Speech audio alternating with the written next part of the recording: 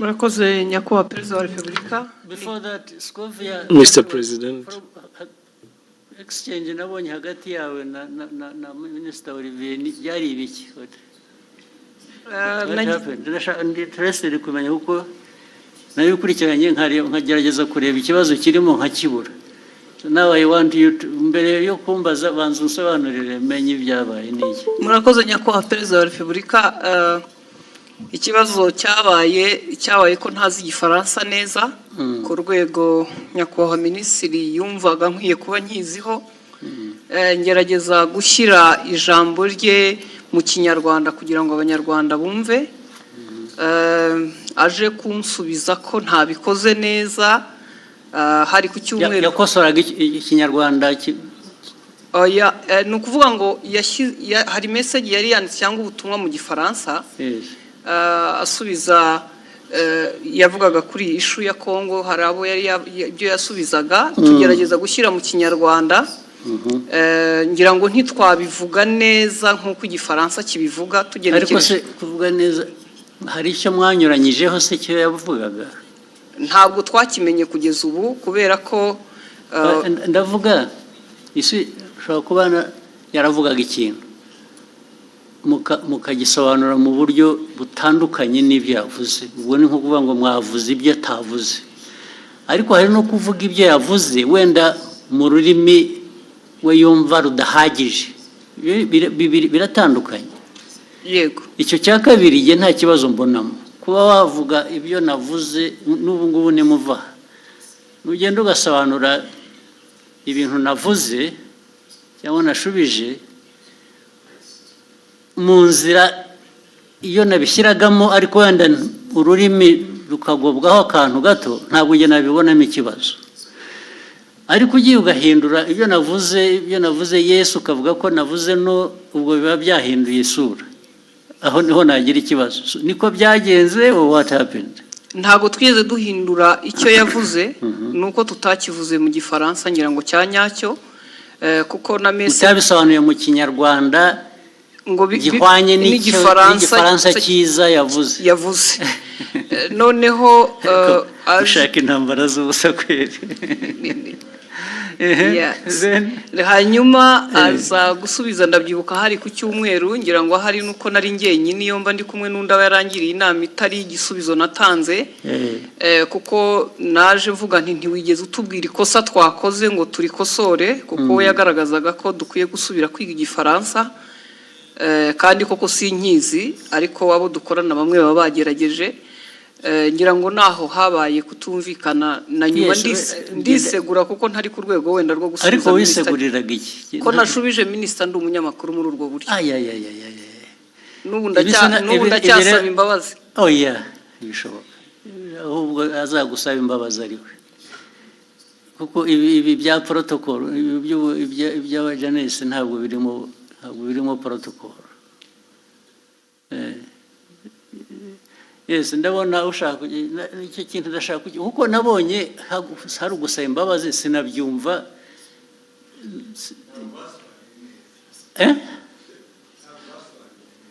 Kudasobanura neza ariko nabyo bifite ikindi bivuze bibiri. Neza ni ukuvuga ko ibyavugwaga mu Gifaransa si byo byavugwaga mu Kinyarwanda. Biratandukanye. Si ukuvuga ko Ikinyarwanda cyari kibi. Oya, ntabwo cyasobanuraga icyo Igifaransa cyavugaga. Byanyuranye bite? It was not opposite. Sinibuka neza ariko icyo gihe twarabibonye twese tuti niba mutazi Igifaransa nta mpamvu yo gukomeza kuvuga mu Kinyarwanda mwihimbira. Ariko ubwo namwe mwagiye mu rurimi gusa ntimwareba content. Nge ndashaka kumbwira content. Nyakubahwa unyemereye buretse content nuko cyanyuranyijeho niki yavuze iki ku buryo kinyuranyije n'icyo undi yari yavuze. Aho izo mvi zanjye zintaye kuko no ariko icyo nibuka icyo gihe kuko twese twabibonye icyo Minisitiri nta makosa yakoze. Avuga ati hari ibyo gihe navuze mwebe musobanura mubwira abanyarwanda ibitari byo.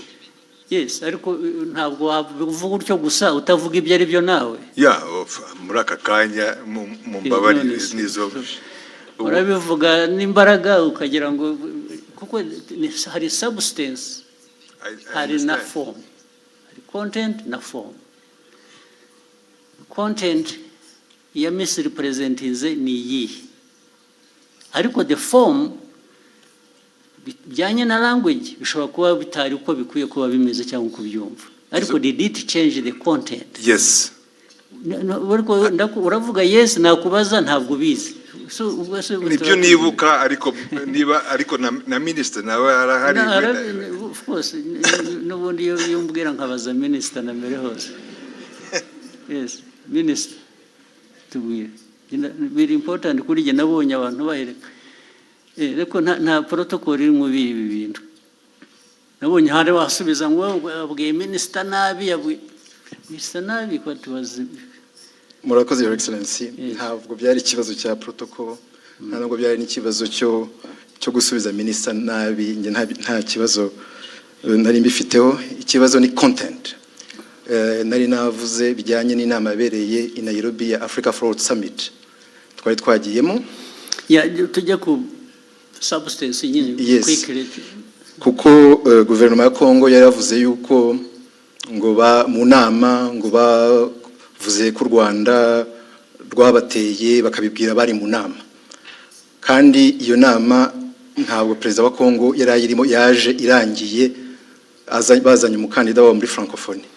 So abanyekongo ibyo bavuze nibyo bitari byo. Hanyuma ndabivuga muri tweet mu Gifaransa mbabwira ko ibyo bintu mwavuze ko abanyekongo ibyo bavuze atari byo.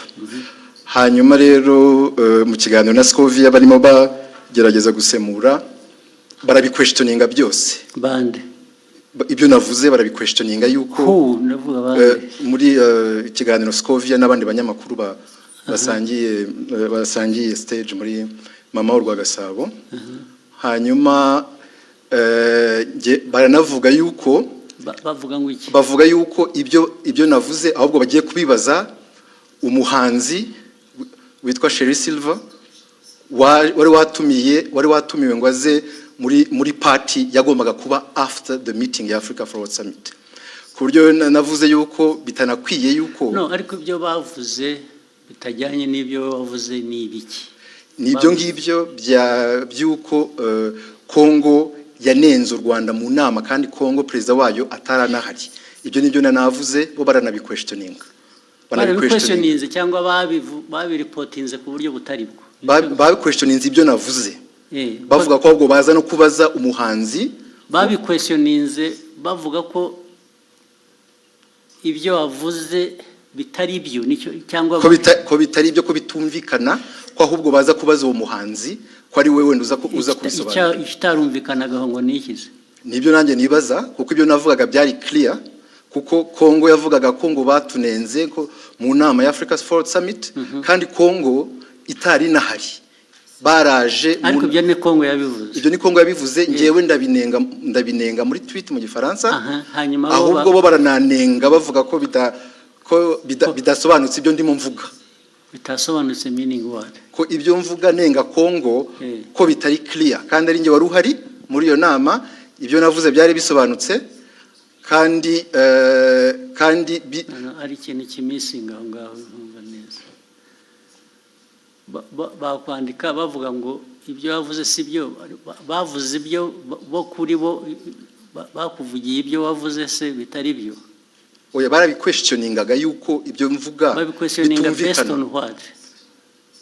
Best ku bintu ntanumva, kubera ko it was clear ibyo navugaga byuko Kongo ntabwo yari mu nama, nishobora kuvuga. Babiquestioninze bavuga se ngo Olivier arabeshya, ntabwo biri ari byo yavuze, cyangwa yavuze bashatse kuvuga ibyo wavuze ariko babivuga mu buryo butari bwo, batanga indi content wawe. Bavuga ko ibyo mvuga bitumvikana, ko ngiye ibyo mvuga nka Minister wa Foreign Affairs wari muri iyo nama, ko ibyo mvuga bitumvikana, ko ahubwo bagiye kubaza umuhanzi utari no muri iyo nama. Umuhanzi se bamubarizaga iki? Kubera ko yari yatumiwe muri party yabaye nyuma y'iyo nama. Hari party yabaye, hari umuhanzi wari watumiwe ngo bafashe gutegura iyo party, ngo nibo baza kubaza mu bintu byavugiwe mu nama y'abakuru b'ibihugu narindimo. Aho ngaho niho hari ikibazo. ariko ikindi kibazo muhitamo kubishyira ku rubuga muterana amagambo. nuko hari hashize n'iminsi mubwira ibyo batagiye basemura neza, mwandikira akamubwira ko babikora, nyuma bakongera bagasubira bakabidistortinga. Ibyo byaje kuba noneho bitari interpretation, ibyo bavuze gusa ko ibyo yavuze atari byo, ko atari byo, ko babiquestioninga. It is very intriguing. What is it? Nyakubahwa, murakoze kongera kumpa umwanya. Abandi mwari kumwe icyo gihe ni bande mbese? Ni abanyamakuru dukorana, ntabwo bari hano, twari mu kiganiro dusangira amagambo magufi turebe turangize. Icyabaye, leta ya Kongo yavugaga ko bari bahari nk'uko nyakubahwa minisitiri yari yabavuguruje, nawe akavuga ko batari bahari. Noneho mu kiganiro, kuko abari talk show atari kuvuga ngo turasoma amakuru kwa kundi twihuta, ni ikiganiro mwakora, ni ikiganiro, noneho tubiteramo urwenya, turavuga tuti se ko tutariyo nk'abanyamakuru, Kongo ikavuga ko ihari, u Rwanda minisitiri akavuga ko adahari, turaza kubaza uwo muhanzi twabonye we yaranahara, tubwira ngo yarashinzwe protokole kuko yagaragaye yifotoza muri iyo nama na perezida w'Ubufaransa ari nawe. Mwibaza ngo noneho icyabaye niki? Twibaza ngo niki, tubavuga tuti turaza kubaza uwo niwe utari ku ruhande rwa Kongo, ntabe na minisitiri ashobora kutubwira ko yamubonye cyangwa atamubonye. Tubivuga dutyo turagenda. Nyakubahwa Perezida wa Repubulika, ngira ngo ikibazo cyaje kuba ubwo nyakubahwa minisitiri yazaga kuri Twitter akoresha imvugo igira iti Madame Scovia Mutesi, ikiganiro cyanyu kiratera urujijo mu Banyarwanda. Inyandiko yanjye yanditse mu rurimi rwumvikana. Ubutaha muzashaka umunyamakuru uvuga neza Igifaransa asemura inyandiko nk'iyi uko bikwiye mbere y'uko muyiganiraho. Nibiba ngombwa muzabaze. Ariko urumva mwese mugira ngo mufite muzambaze, sorry, uretse mufite ikibazo. Olivier ko avuga, ko minisitiri avuga, ni nkaho bavuze ngo ibyo yavuze asubiza ko abanyekongo batari bahari. Mwavuze ko ni nkaho muvuga ngo abanyekongo bo baravuga ngo bari bahari, wowe uravuga ngo ntibari bahari. So nibyo byateye urujijo. Yego. Okay? Ntabwo byaba ikibazo cy'Igifaransa rero cyangwa Ikinyarwanda.